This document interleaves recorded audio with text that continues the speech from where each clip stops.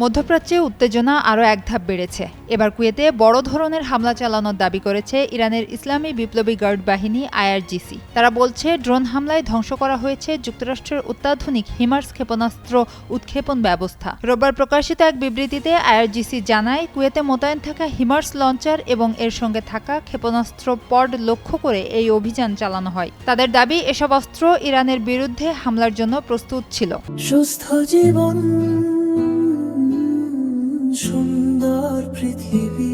IRGC আরও দাবি করেছে, এই হামলায় ৩ জন মার্কিন কর্মকর্তা নিহত হয়েছেন এবং আরও কয়েকজন আহত হয়েছেন। এদিকে যুক্তরাষ্ট্র কিংবা কুয়েত কোনো পক্ষই এখন পর্যন্ত এ বিষয়ে আনুষ্ঠানিক মন্তব্য করেনি। এর আগে কুয়েতে জানিয়েছিল, দেশটির উত্তরাঞ্চলের ৩টি স্থল সীমান্ত চৌকি এবং একটি অফশোর তেল খনন প্ল্যাটফর্মে হামলার ঘটনা ঘটেছে।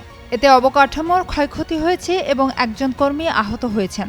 তবে ওই হামলার জন্য কারা দায়ী সে বিষয়ে কোনো তথ্য দেয়নি দেশটি। আইআরজিসির এই নতুন দাবি মধ্যপ্রাচ্যের চলমান উত্তেজনাকে আরও বাড়িয়ে দিয়েছে।